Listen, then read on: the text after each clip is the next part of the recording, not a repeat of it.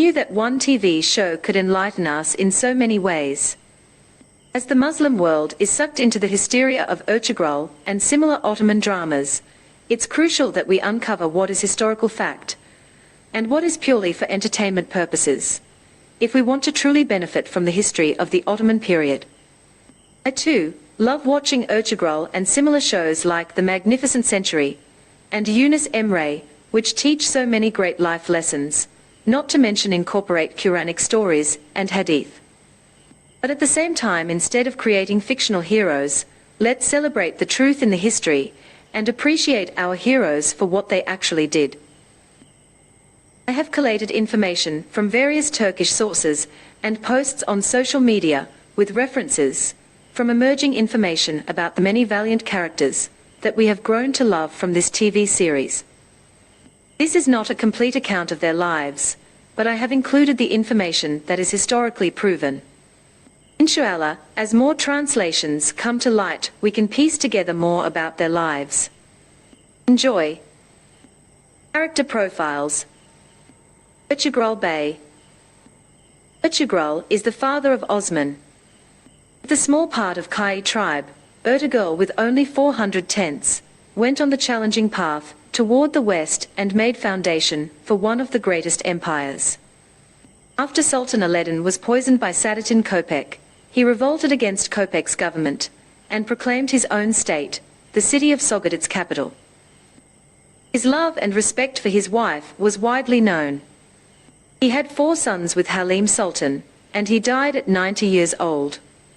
The last 10 years of his life were spent quietly in his tribe, when due to the old age, he transferred all his responsibilities to his youngest son Osman. Historical proof of his life are the coins minted by Osman which identify Ertugrul as the name of his father, but beyond this not much is known about him apart from folk tales. There is information and historical facts about him that are kept in Turkish archives, within Ibn Arabi's chronologies, in Western archives about Templars, in Byzantine's chronologies, and in legends, but this information only amounts to around 7 pages of sources according to the actor Engin Altan Düzyatan, who gave life to this great character. Despite this, Engin considers it a great privilege to play Ertugrul, as he was the first person in Turkish history to move away from the nomadic lifestyle and look to establish a state that went on to last 600 years. We do know he was buried in Sogod in 1280.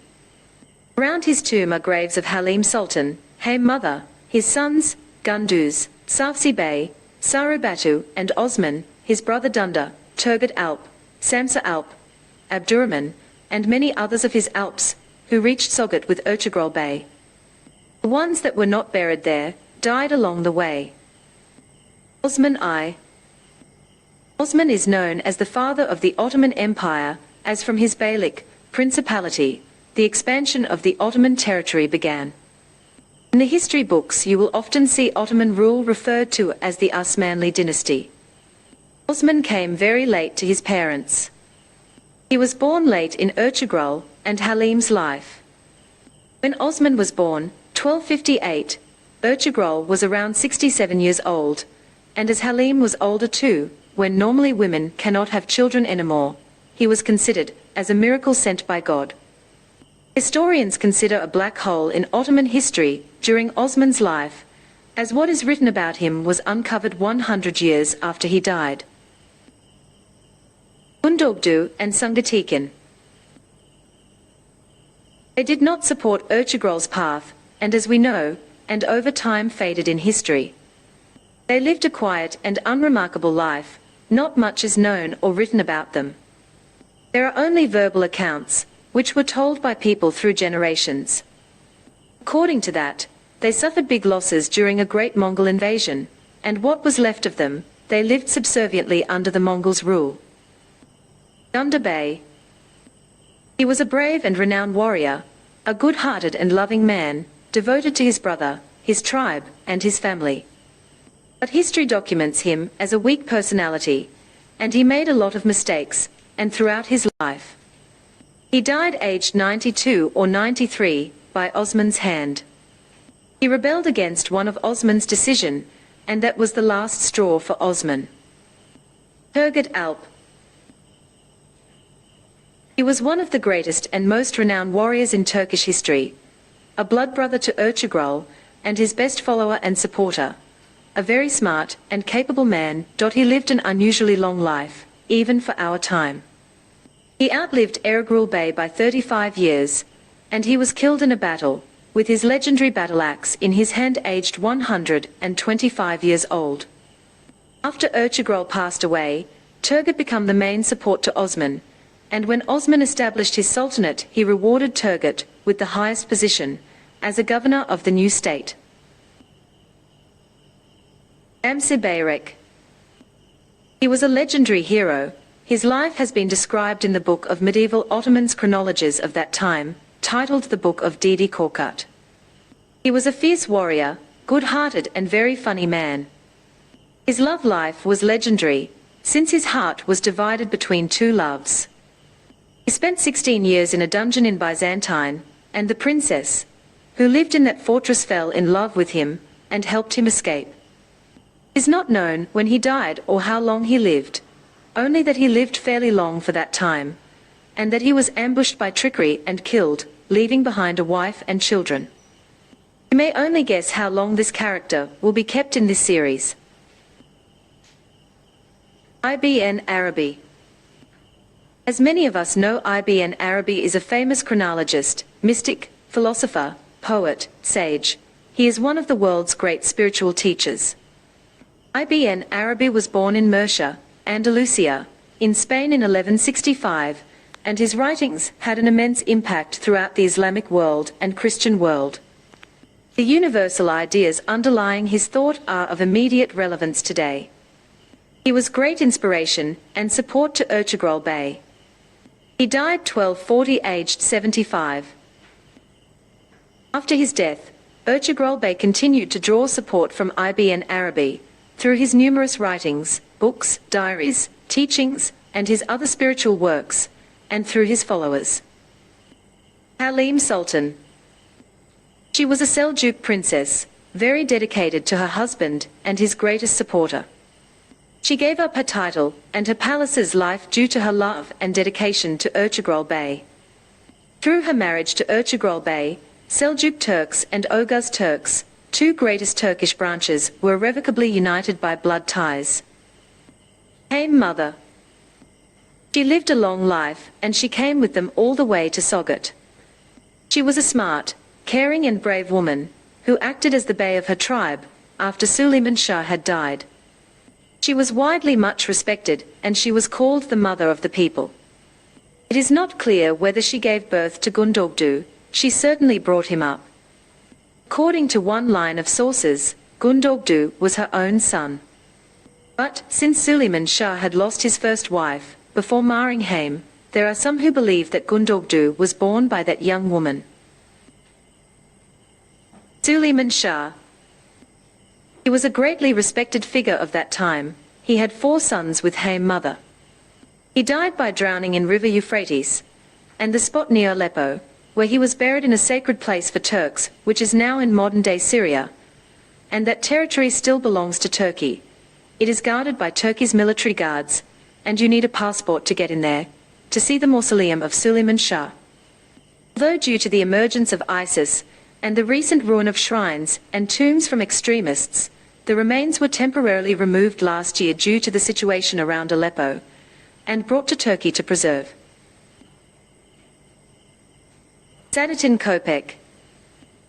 According to Ottoman sources, Saadettin Köpek is considered an ambitious and evil man. His only good quality was his devotion to his state. He eventually managed to kill Sultan Alaeddin, his second wife, the Ayyubid princess, and their 2 sons by poisoning in 1238. He then proclaimed Sultan Alaeddin's third and oldest son, from his first marriage, as a new sultan through whom Köpek gained a total power. However, only 1 year later, he was hanged from the palace wall. Ertugrul Bey. Known as Ertugrul Bey's right-hand man in the TV series, but there is so much more to his story. Ertugrul Bey, also known as son of Eksuk, or Ibn Eksuk, was a Turkish general of the Great Seljuk Empire in the 11th century. He was the Seljuk governor of Jerusalem between 1085 to 1091. Artuk Bey lived in Kudüs up to his death in 1091. Artuk Bey was one of the commanders of the Great Seljuk Empire army during the Battle of Manzikert in 1071. After the battle, he took part in the conquest of Anatolia on behalf of the Seljuk Empire. He captured the Yilmak Valley in 1074. He also served the Sultan by quashing a rebellion in 1077. His next mission was a campaign to capture Amid, modern Diyarbakir, from the Marwanids. In this campaign he quarreled with the commander-in-chief Farudavlet, who tended to make peace with Marwanids. In a surprise attack he defeated reinforcements to Marwanids. However, when the Sultan Malik Shah I heard about the event, he suspected Artuk Bey of dissension. Artuk Bey left the battlefield and attended to Tutush I, who was Malik Shah's discordant younger brother in Syria, in 1084. In 1086 he was instrumental in defeating Suleiman, the Sultan of Seljuks of Turkey, in a battle between Suleiman and Tutush. The Beylik of Artukids was named after him, founded 11 years after his death by his sons. His valiant sons are El Ghazi ibn Artuk, who battled Baldwin II of Edessa at the Battle of Hab, Syria, 1119, but lost, and Sokman ibn Artuk, the ally of the hot-tempered Chuktakan Bey, the governor of Damascus, against the Crusaders in 1104 at the Battle of Hayran near Raqqa. In this battle the Seljuk army finally captured Crusader knights Baldwin Illinois of Edessa, who called himself King of Tripoli and Jerusalem, and Jocelyn of Courtenay, who called himself Prince of Galilee. Although they managed to escape later. Sokman ibn Artuk became famous, and a true honor to the late Artuk Bey. Emir al-Aziz of Aleppo. Al-Aziz Muhammad ibn Ghazi, 1213 to 1236, was the Ayyubi Emir of Aleppo, and the son of Azad Zahir Ghazi, and grandson of the great Salahuddin al-Ayyubi, the liberator of Jerusalem from the Crusaders and Templars. His mother was Dayfa Khatun, the daughter of Salahuddin's brother al-Adil, Al-Aziz was aged just 3 when his father Azad Zahir Ghazi died in 1216, at the age of 45. He immediately inherited his father's position as ruler of Aleppo. Regency Council was formed, which appointed Shihab ad-Din Turul, as his guardian. Turul was a Mamluk of Azad Zahir Ghazi, and the effective ruler of Aleppo for the next 15 years. Al-Aziz did not take actual control of power until the age of 17, at which point he retained Turul as his treasurer. In general, he avoided becoming drawn into the complex disputes between different members of the Ayyubid dynasty, and concentrated instead on strengthening the defenses and infrastructure of Aleppo. Among the construction works begun by Azad Zahir Ghazi and completed by Al-Aziz Muhammad were the refortification of the citadel, and within it, the building of the palace, the mosque, the arsenal, and the water cisterns. Al-Aziz is known to have married Fatima Khatun, daughter of Al-Kamal, who apparently shared his passion for building and commissioned the construction of 2 madrasas in Aleppo. Al-Aziz died on the 26th of November 1236 at the age of just 23. His eldest son, An-Nazir Yusuf, was only 7 years old, so Al-Aziz's mother Dayfa Khatun assumed the regency. Surprisingly, Al-Aziz's daughter, Ghazia Khatun, married the Seljuk Sultan of Rum, Kakasraw II Giyasuddin ibn Kakabad.